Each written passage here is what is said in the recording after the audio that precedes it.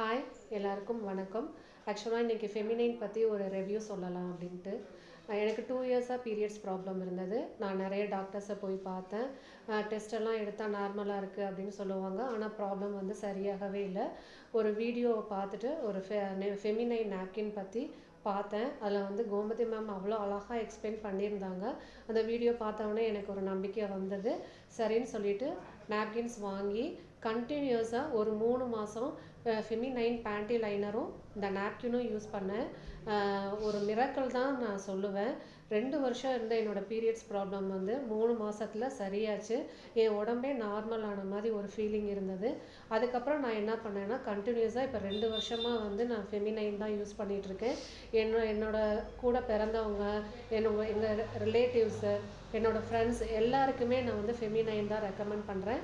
இந்த வீடியோ பார்க்குற நீங்களும் ஃபெமினைனுக்கு மாறுங்க. தேங்க்யூ.